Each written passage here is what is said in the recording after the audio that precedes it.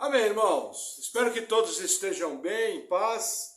Vamos ao nosso texto base, primeiro livro dos Reis, capítulo 9, versículo 1, diz assim: Então, o profeta Eliseu chamou um dos filhos dos profetas e lhe disse: Cinge os teus lombos e toma esse vaso de azeite na tua mão e vai a Ramote de Gileade. E chegando lá, vê onde está Jeú, filho de Josafá, filho de Nissi. Entra e faze que ele se levante do meio dos seus irmãos e leva-o à câmara interior. E toma o vaso de azeite e derrama-o sobre a sua cabeça. Dize: Assim diz o Senhor, ungi-te rei sobre Israel. Então abre a porta, foge e não te detenhas. Até aqui. Vamos orar. Senhor, nós oramos por tua palavra, oramos pedindo que o Senhor venha com a tua graça, com o teu poder, edificando a tua igreja. No nome de Jesus, amém. Amém, irmãos. Veja, o capítulo 9 de 2 Reis começa com mais uma profecia, só que essa profecia é seguida de uma ordem direta. O que Eliseu faz? Ele chama um dos filhos dos profetas e manda esse filho procurar um general israelense chamado Jeú, filho de Josafá e filho de Nissi, para ungir ele rei. Primeira coisa, esse Josafá que é falado aqui não é Josafá, rei de Judá. É um outro Josafá. Josafá era um nome muito comum naquela época. Então Jeú não tem ligação nenhuma com nenhuma das famílias reais, nem de Israel e nem de Judá. Agora veja que interessante. Existe um outro rei reinando em Israel. A missão desse filho de profeta não é uma missão fácil. Por quê? Porque ela envolve risco de vida. Na verdade, ele foi levantado para, de maneira oficial, ungir o rei. E aí o que acontece? Aquilo era um ato de traição. Porque havia outro rei em Israel. Agora nós percebemos o quê? Eliseu sabe o local onde está Jeú, tanto é que ele direciona certinho. Eliseu manda pegar Jeú e tirar de lado.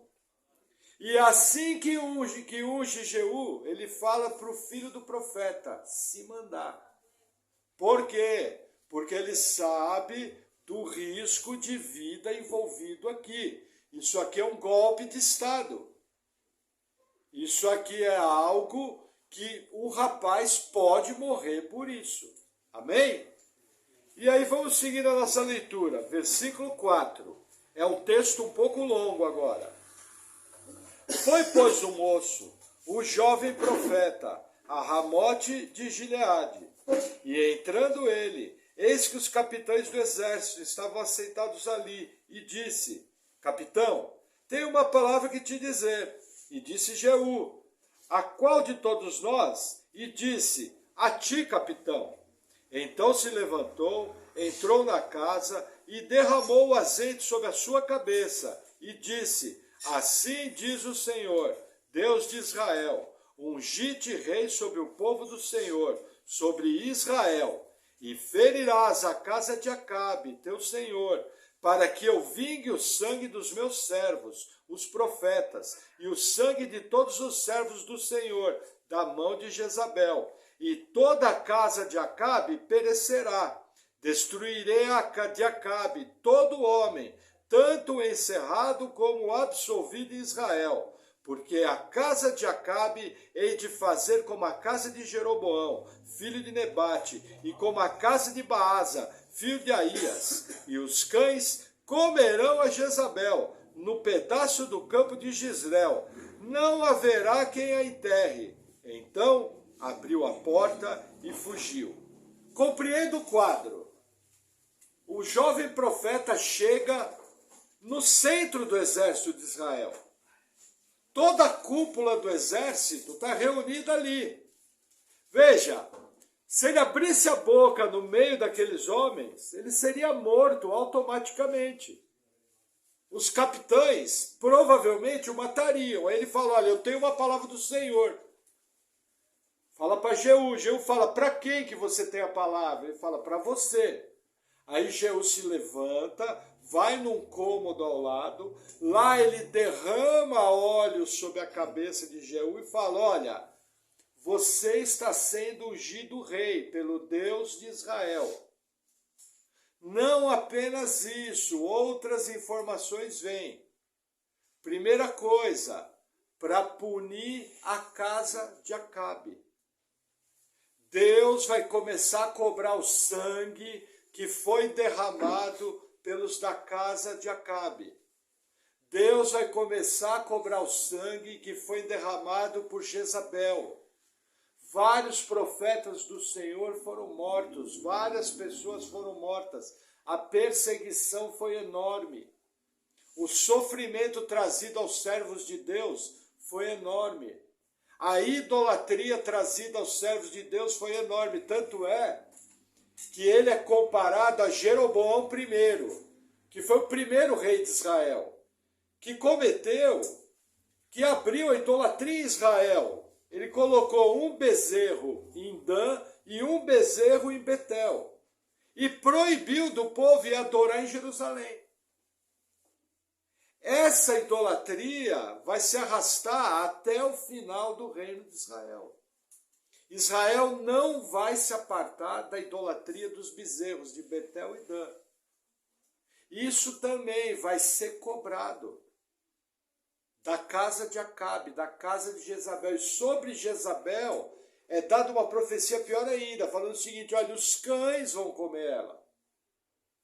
E ela não vai ser enterrada. O fato de não ser enterrada, para a cultura judaica, talvez era a pior coisa que podia acontecer com alguém, era não ser enterrado. Então aqui o jovem profeta dá uma palavra duríssima. Ele não apenas unge Jeú como rei, ele comissiona profeticamente Jeú de uma grande missão, de um expurgo na terra de Israel, de uma limpeza espiritual na terra de Israel. E essa limpeza espiritual vai envolver morte dos inimigos de Deus, morte daqueles que são contrários ao povo de Deus, sumária. Deus vai vir e vai arrancar essas pessoas malignas com raiz e tudo. Tamanha a abominação que eles cometeram. Amém? E aí vamos seguir, versículo 11. E saindo Jeú aos servos do seu senhor, disseram-lhe, vai tudo bem? Por que veio a ti esse louco? E ele lhes disse, bem conheceis o homem e o seu falar. Mas eles disseram, é mentira, agora faze-nos saber. E disse, assim me falou, a saber, assim diz o Senhor, ungi-te rei sobre Israel. E então se apressaram, tomando cada um a sua roupa, puseram debaixo dele, no mais alto degrau, e tocaram a trombeta, e disseram, Jeú reina. Aqui vai acontecer um fato interessante. Quando Jeú sai do lugar, os outros capitães perguntam, o que esse maluco queria? Lembra que normalmente as pessoas de Deus são tratadas como maluco? Você já percebeu que quando você é um crente consagrado, que ama o Senhor, que confia no sobrenatural de Deus, que age de maneira diferente das pessoas do mundo, que age sob princípios diferentes, eu tenho um nome para isso. Você é maluco. Você é louco de pedra. Para o mundo, você não passa de um fanático religioso, que acredita num livro antigo, escrito por pessoas tão fanáticas quanto você. Desde que o mundo é mundo é assim. Desde que a Bíblia começou a ser escrita, é assim. E aí o que acontece? Jeú desconversa. Jeú fala, você sabe como é que é esse povo? Esse povo aí é meio maluco. O que nós percebemos? Jeú está digerindo o que aconteceu. Jeú está tentando assimilar. Veja, o camarada estava sentado numa guerra, junto com o comando de guerra, de repente entra um profeta, derrama um chifre de azeite, entendeu? Unge ele rei e dá a missão de destruir a casa real que está reinando, que são, na verdade, os chefes dele. Seria a mesma coisa que hoje um rei ser ungido num país e aí ser mandado destruir todo mundo que está oprimindo o país. É o que aconteceu com o Jeú. Então, a princípio, ele desconversa. Aí os outros capitães falam, mentira, o que ele disse?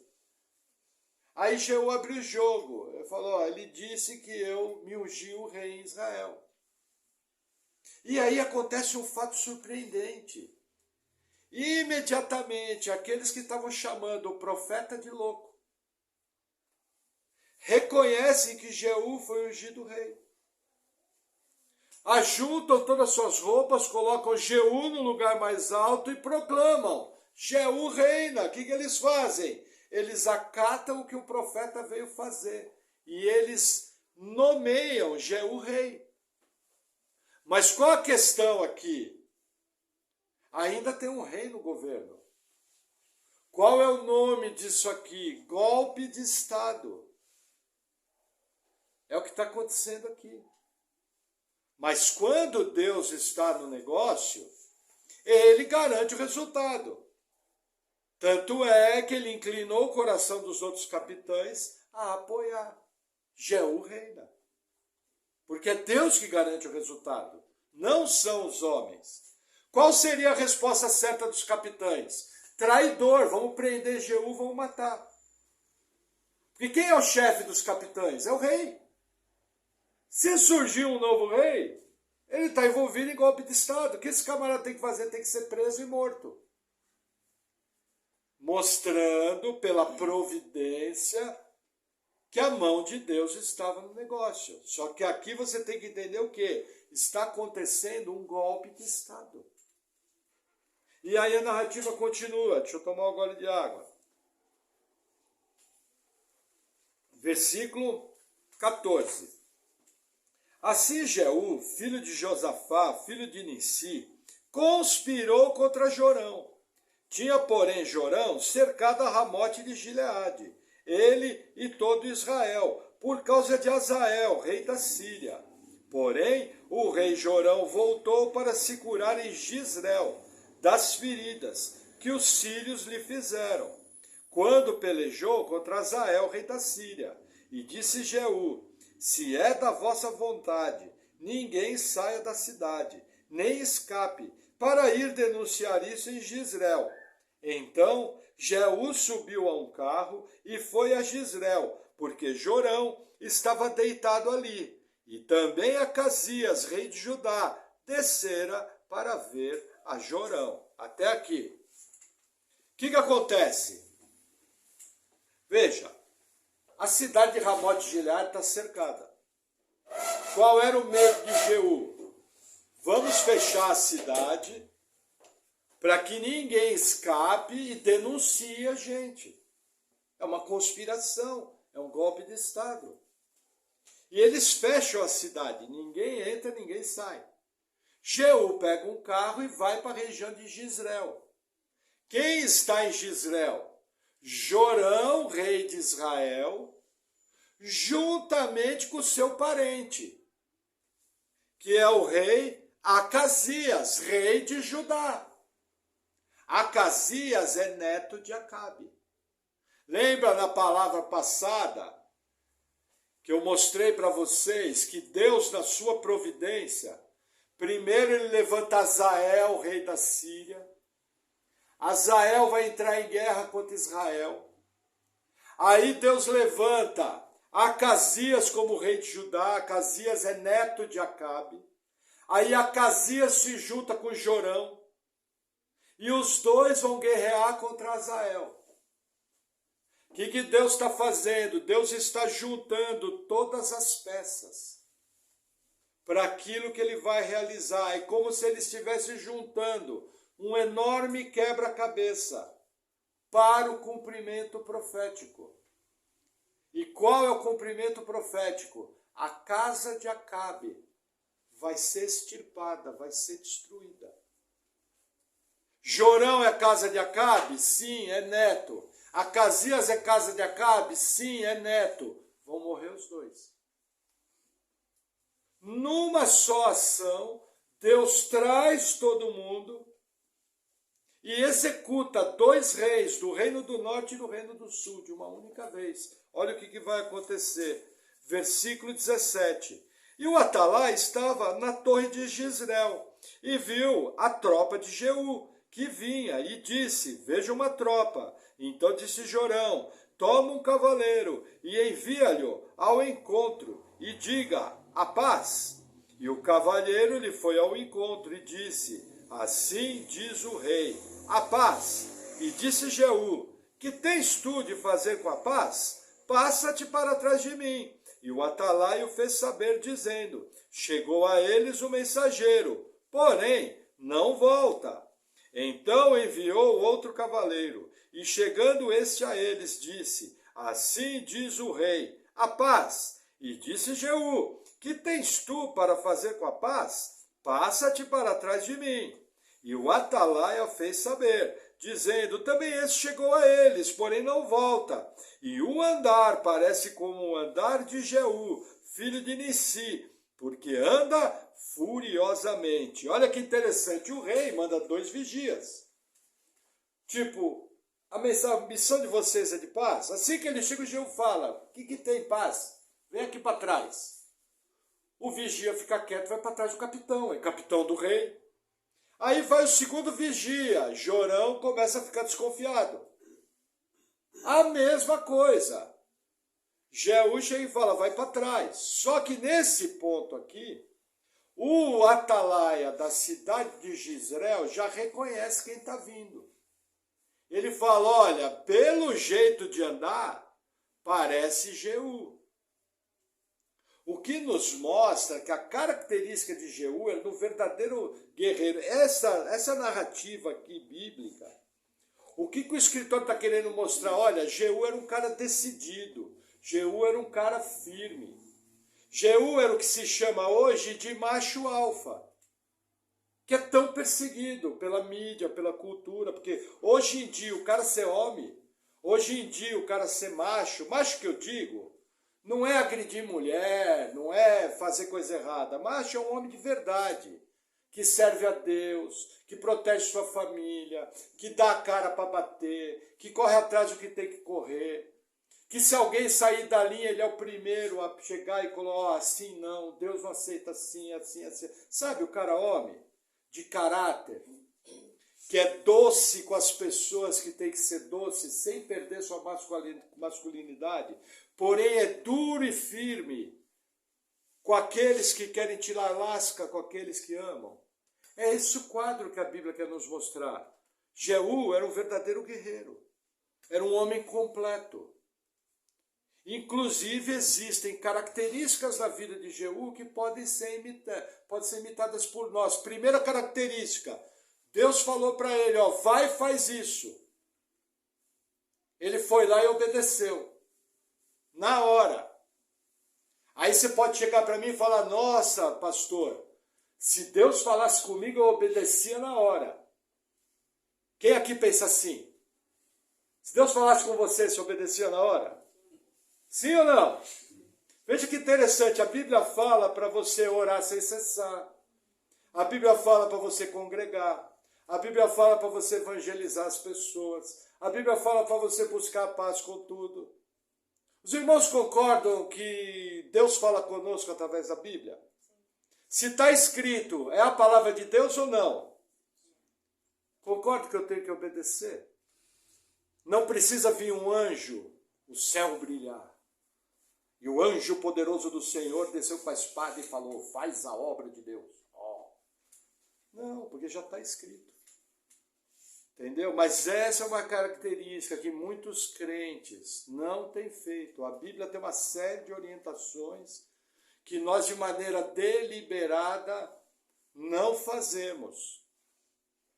E nós vamos ver que esse rei aqui, espiritualmente, ele está bem abaixo dos crentes de hoje. Mesmo assim, ele obedece a Deus prontamente. E ele é reconhecido pelas outras pessoas como o tipo do cara batuta, porreta, firme. Amém? Vamos seguir, deixa eu dar mais um golinho. Versículo 21. Então disse Jorão: aparelhe o carro, e aparelhar o seu carro. E saiu Jorão, rei de Israel, e Acasias, rei de Judá, cada um no seu carro. E saíram ao encontro de Jeú, e o acharam no pedaço do campo de Nabote, o Jizreelita. E sucedeu que, vendo Jorão a Jeú, disse: a paz, Jeú. E disse ele: que paz? Enquanto as prostituições da tua mãe Jezabel e as tuas feitiçarias são tantas. Então Jorão voltou as mãos e fugiu, e disse a Acasias: traição há, Acasias. Até aqui, o que acontece? 2 vigias foram e não voltaram. Jorão manda aparelhar o carro. E ele e o rei de Judá, cada um no seu carro, vão em direção a Jeú. Quando ele chega perto de Jeú, ele fala: a paz, Jeú. Jeú fala: como vai haver paz? Se ainda em Israel estão as prostituições da tua mãe Jezabel. O que é prostituição? Idolatria. Jezabel é uma figura que representa a idolatria. Aqui não está falando de relação sexual, aqui está falando de idolatria, que é o pior pecado do Antigo Testamento. E do Novo também. Entendeu? E aí ele fala o seguinte: das tuas feitiçarias. Ampliando mais o caso. Assim que Jorão vê, ele tenta escapar. E ele grita para o seu parente: traição há, Acasias, traição há. Ele percebe que ele está no meio de uma conspiração, de um golpe de Estado. Amém? E vamos ver o que vai acontecer. Versículo 24. Mas Jeú entesou seu arco com toda a força e feriu a Jorão entre os braços, e a flecha lhe saiu pelo coração, e ele caiu do seu carro.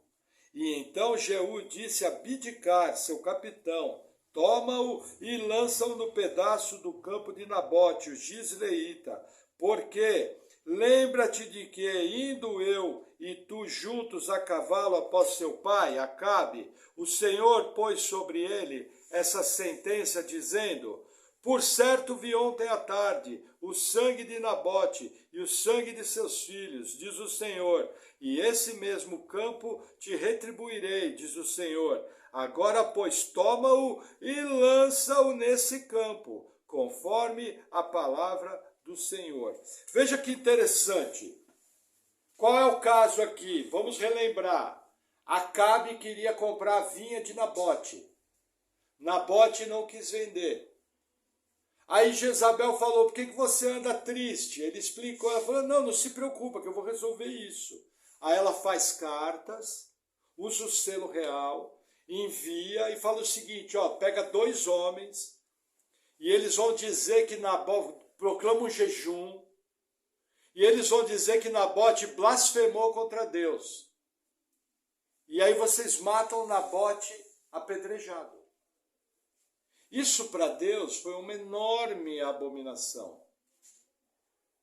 E aí Jeú lembra da palavra do Senhor dizendo o seguinte: nesse campo vai ser derramado o sangue de vocês. Porque eu vi o sangue de Nabote derramado aqui. Quando eu uso esse termo, eu vi o sangue, é que Deus notou o assassinato, Deus notou a injustiça. Entenda, do ponto de vista bíblico, a morte sem motivo, sem uma causa em Deus, é assassinato. É isso que o mandamento fala: não matarás. Agora, quando existe um motivo, veja, nós acabamos de ver Jeú matar o rei Jorão numa flechada certeira por ordem de Deus. Aí não é assassinato, aí é executar juízo. Então eu tenho que tomar muito cuidado, porque as pessoas confundem. Principalmente quando se fala na questão de portes de arma, na questão de pena de morte. As pessoas confundem, elas falam, mas não está escrito não matarás? Não cometerás homicídio. Mas na nossa cultura, quem impetrou a pena de morte foi a Bíblia. Ela é muito clara no Pentateuco. Ah, pastor, e o Novo Testamento? O Novo Testamento, o apóstolo Paulo reafirma a pena de morte. Falando que a autoridade, quando traz a espada ela não traz sem motivo, porque ela é ministro de Deus para executar o juízo. Está lá em Romanos 13.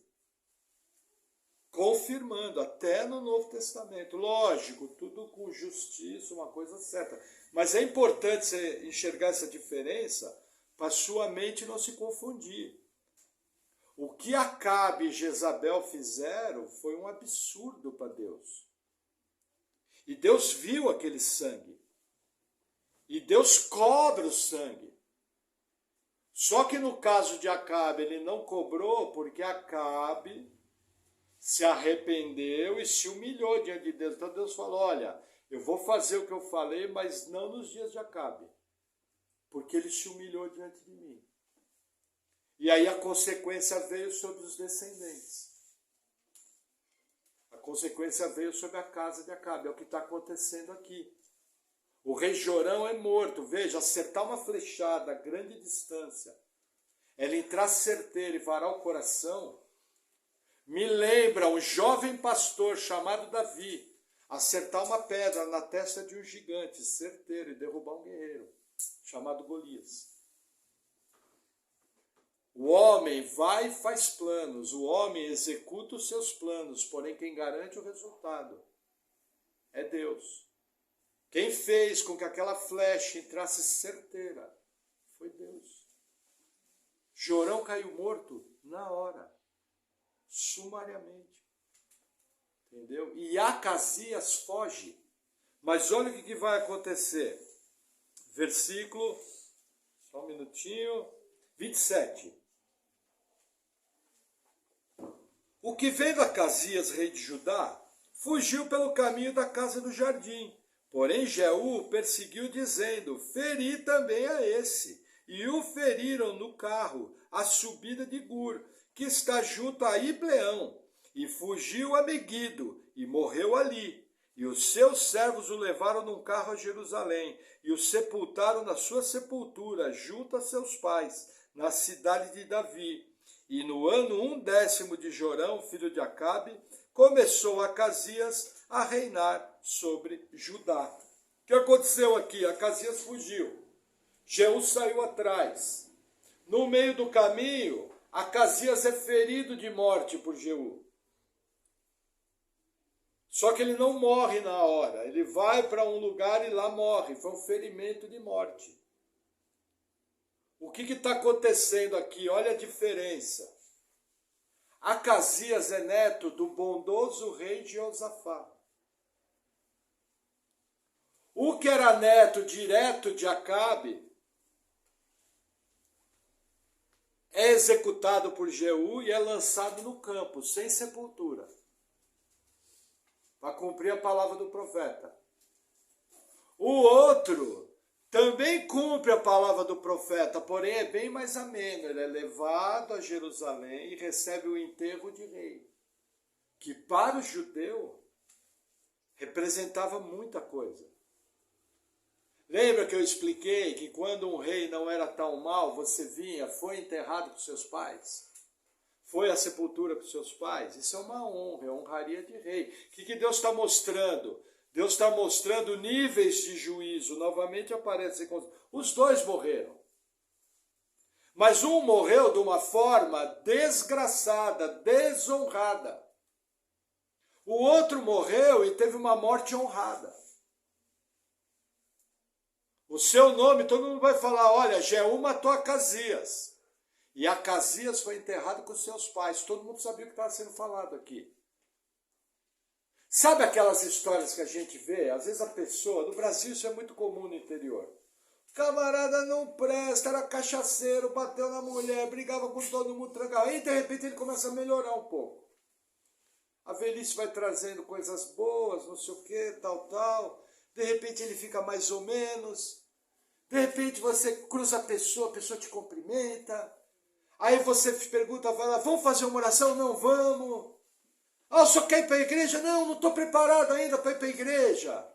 Ah, tá bom, então eu vou orar. Não, pode orar, não sei o quê. De repente o cara morre. E aí quando ele morre, você vê que ele fez as pazes com um, fez as pazes com o outro, fez as pazes com o outro. E todo mundo olha e fala, nossa, aquele cara era ruim que dói, né? Mas perto de morrer, não é que ele até ficou melhor, tudo. Isso acontece. Acontece até mais do que isso. Acontece a pessoa ser salva, aí é uma maravilha, é um milagre. Um milagre tão grande quanto salvar eu e você. Porque você não tem nada melhor do que esses camaradas que aprontam um monte, é todo mundo pecador. Inclusive esse pastor que vos fala. Entendeu? Mas o que eu tenho que entender é a diferença das coisas. Eu já vi gente que morreu numa cama de hospital blasfemando contra Deus. Eu já vi gente morrendo numa cama de hospital brigado com todo mundo, os filhos falando mal, as pessoas falando, olha, não vejo a hora que esse diabo vai embora. Trazendo para essa história, você está entendendo mais ou menos o que está acontecendo aqui. Acasias teve uma morte digna, fez lá suas coisas erradas, teve a consequência, pecou, mas Deus, levando em conta Josafá e levando em conta a vida de Acasias, deu uma morte digna. Já para Jorão, não. Foi jogado no campo onde o seu avô foi o responsável da morte cruel de Nabote. Percebe bem o quadro? E aí a narrativa vai continuar. Versículo 30. Depois Jeú veio a Jezreel, o que ouvindo Jezabel, pintou-se em volta dos olhos, enfeitou a sua cabeça e olhou pela janela. E entrando Jeú pelas portas, disse ela, teve paz Zinri, que matou ao seu senhor? E levantou ele o rosto para a janela e disse, quem é comigo? Quem? E 2 ou 3 eunucos olharam para ele. Então disse ele, lançai-a daí para baixo. E lançaram-na abaixo, e foram salpicados com seu sangue, a parede e os cavalos. E Jeú a atropelou. Até aqui. Vamos primeiro à narrativa, depois eu vou dar uma explicação. O que acontece? Jeú vai para o palácio de Jezreel. Quando ele está chegando, Jezabel se pinta, se produz inteira. Quando ele entra para dentro do palácio, ele vê ela fala de um camarada chamado Zinri. Quem é Zinri? Zinri foi um capitão de Israel que fez uma revolta, assumiu o reino e morreu com 7 dias de reino. O que Jezabel está falando? Jezabel está zombando de Jeú. Jezabel está falando, Zinri, que se levantou contra o Senhor, foi bem sucedido? Não, morreu com 7 dias. Você acha que você vai ser bem sucedido? É o que ela está fazendo aqui. Essa informação é importante, porque você tem que entender que, ao zombar dele, mostra que o coração dela era contra ele. E mostra aquilo que ela desejava para ele. Ela desejava a derrota dele. Guarda essa informação, você já vai entender onde eu quero chegar. O que acontece? Eu falo, quem aí é comigo? Aí 2 ou 3 eunucos se apresentam, falam, então joga ela para cá. Aí eles jogam ela de cima da janela. E quando ela cai no chão, Jeú atropela ela com o carro. E mata Jezabel, sumariamente. O que é importante eu entender aqui? Veja, a atitude de Jezabel de pintar os olhos tem gerado um dos maiores falsos ensinos que oprimem a igreja mundial. Na nossa cabeça, o que nós somos ensinados? Que Jezabel queria seduzir Jeú. Quem já ouviu algo assim? Quem é mais antigo aqui na igreja? Aí o que o pessoal fala, olha, o espírito de Jezabel se pintou inteira. Porque ela queria seduzir Jeú. Nenhum comentarista pensa assim. Nenhum. O que os comentaristas dizem em comum é o seguinte: ela buscou a sua dignidade real, a se produzir inteira. Ela está se apresentando como rainha. Ela está se apresentando como uma autoridade, porque o seu marido foi morto. Entenderam o que está aqui? Para comprovar que ela não queria seduzir Jeú, porque se ela queria seduzir Jeú, ela ia elogiar. Ela afronta Jeú, comparando ele ao general que falhou no seu golpe de Estado. Por que isso é importante? Veja, infelizmente, muita igreja se ensina que mulher não pode se arrumar, mulher não pode passar uma maquiagem, mulher não pode passar um vestido bonito, usar um vestido bonito. E um dos versículos mais usados é esse aqui. Porque eles querem dizer que as mulheres que fazem essas coisas querem aparecer para os outros homens e querem seduzir os outros homens. Isso traz um peso enorme sobre as mulheres. Veja, o que a Bíblia orienta sobre as mulheres é que elas não apareçam por vestido caro ou por joia ou penteado de cabelo. Pode fazer? Pode fazer. Mas que elas apareçam pelas boas obras, por ser uma mulher sábia. Entendeu? E que elas usem um traje idôneo. Mulher de Deus não fica usando roupa inadequada, que valoriza demais o seu corpo. Usa um traje decente, se arruma, se pinta, arruma o cabelo, compra uma boa roupa. Mas ela não quer aparecer por aquilo. Ela faz aquilo porque é o jeito que a mulher tem. Deus colocou esse gosto. Inclusive o diabo usa isso para perverter o que é correto. Tanto é que quando você vê uma mulher sensual, você bate o olho e você já percebe.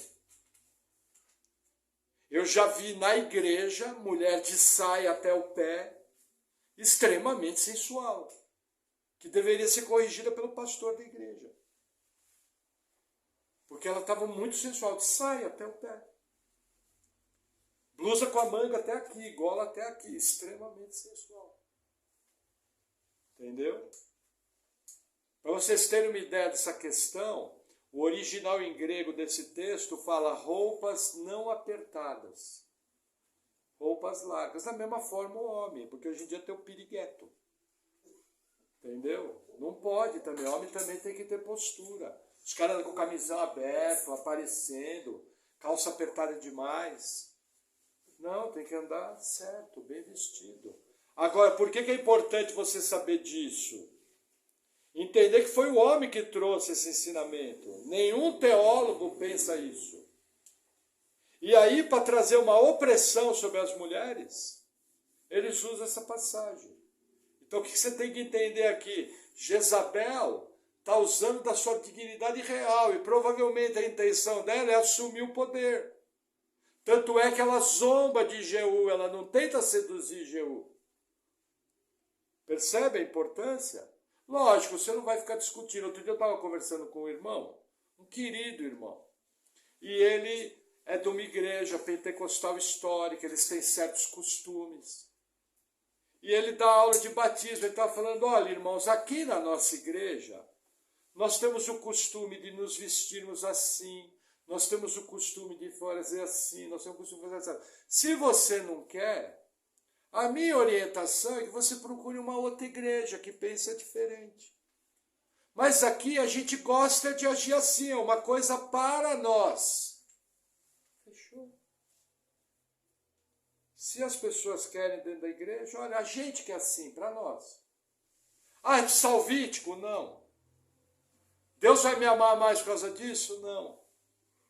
O problema é quando eu tiro que é uma escolha pessoal e quero jogar para todo mundo. Por exemplo, aqui na igreja, alguns irmãos vêm para a igreja de bermuda, alguns vêm de chinelo. Aí eu vou pegar todas as igrejas do Brasil e todo mundo vai de bermuda e de chinelo. Está errado. Cada igreja tem sua cara, cada igreja tem seu hábito.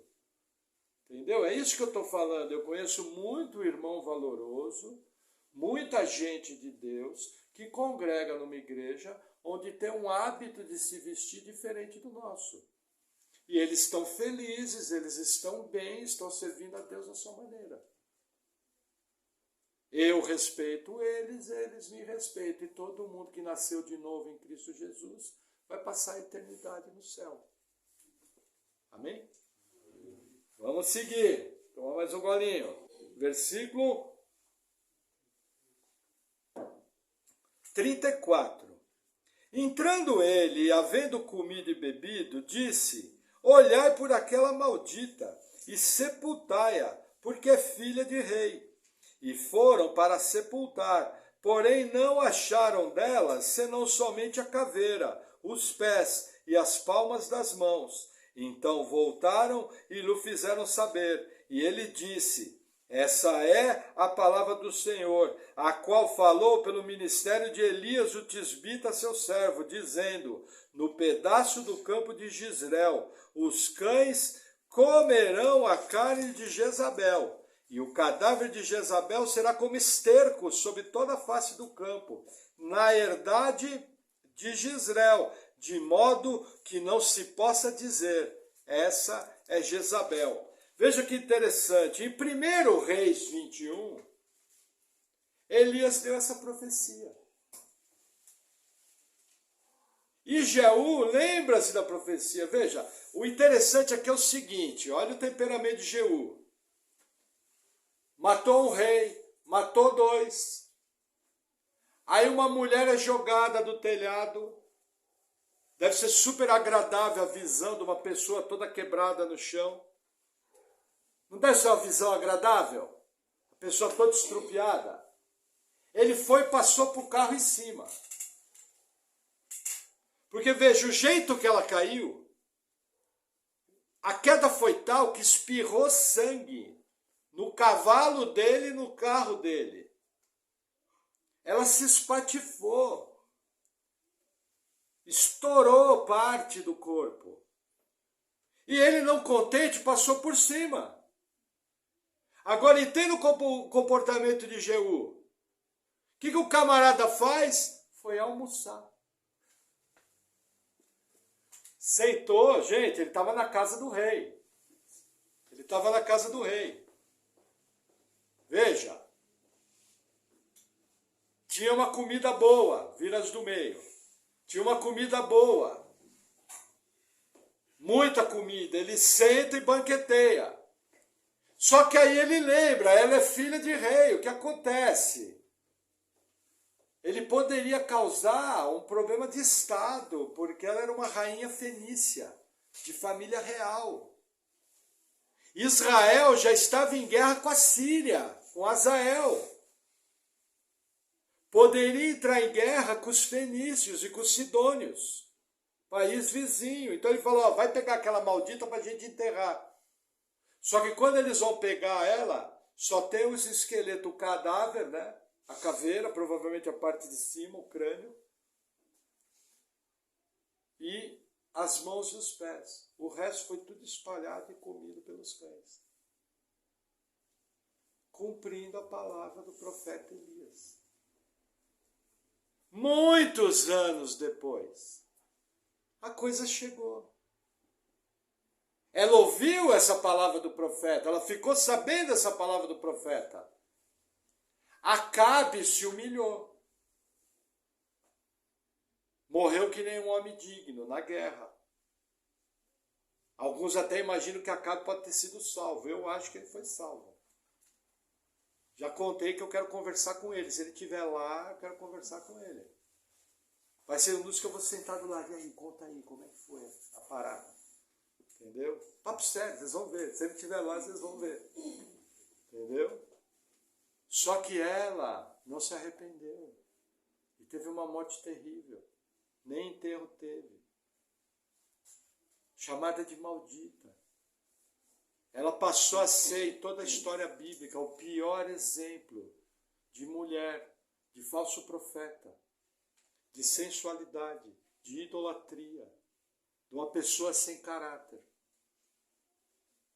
Só tem uma mulher que vai se comparar a ela, mas não tanto, que é sua filha, a Atalia, que nós vamos ver na próxima pregação domingo.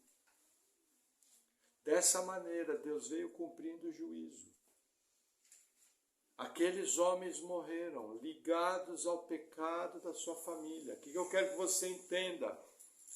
Existem coisas que você vê hoje acontecer que você não compreende muito bem. Mas você não tem toda a visão da história como Deus tem. E você não tem toda a visão do coração das pessoas. Existem níveis de maldade. Existem níveis de bondade. Existe a pessoa que é um eleito, vai ser salva. Existe a pessoa que não é eleito, não vai ser salva. Mas cada um julgado segundo suas obras. Tem coisas que você vê hoje que você não compreende. Muitas vezes elas estão ligadas lá atrás. Tem coisas na sua vida que você está colhendo erros do passado. Tem coisas na sua vida que você está colhendo erros que inclusive você se arrependeu. Deus não é obrigado a tirar consequência. Na minha vida eu já vi Deus tirar consequência de pecados meus. E agradeci muito. Mas Deus não é obrigado. Se você olhar na sua vida, você vai ver que muito pecado que você se arrependeu, Deus tirou a consequência. Mas tem coisa que Deus não tira a consequência. Por quê? Porque o propósito dele é maior. Acabe se humilhou diante de Deus, mas teve sua descendência arriscada. Nós ainda temos que lembrar que no Reino do Sul, Acasias também era neto de Acabe. E ele tinha filhos, ele tinha parentes de Acabe. Ainda a história não acabou aqui. Mas no Reino do Norte, toda a descendência de Acabe vai ser riscada, arrancada com raiz e tudo. Por causa dos pecados. A taça encheu, o juízo chegou. Deus é um Deus de graça? Sim. Deus é um Deus de amor? Sim, mas também é um Deus de juízo. O que eu aprendo com essa palavra? E com o passar dos anos eu tenho enxergado isso. Eu sempre peço a Deus, Deus não me deixe errar. Porque eu sei que algum tipo de consequência tem. Alguma coisa respinga, alguma coisa dá errado. Às vezes minha esposa vem e me chama a atenção de algo, às vezes alguém vem e chama a atenção, às vezes eu ouço uma pregação, Deus usa um pastor, eu falo, puxa, ali eu errei, pô, Senhor, sabe? Sabe, esse coração humilde, coração quebrantado, não que eu seja muito humilde, na verdade eu não presto, é a graça de Deus em mim. Entendeu? Que às vezes a gente olha e fala, nossa, pastor, é um miserável pecador, se Deus tirar a mão já era. Mas cuidado. Aquele texto de Gálatas 6 ecoa na minha mente e no meu coração. De Deus não se zomba. Aquilo que o homem plantar, certamente colherá. Amém? Vamos orar? Senhor, nós te agradecemos por tua palavra. Pedimos que o Senhor venha trabalhando na nossa edificação e que o Senhor não permita que nós nos desviemos nem para a direita nem para a esquerda. Livra-nos de todo mal, que o teu reino venha sobre a nossa vida. No nome de Jesus. Amém. Amém, irmãos. Glória a Deus.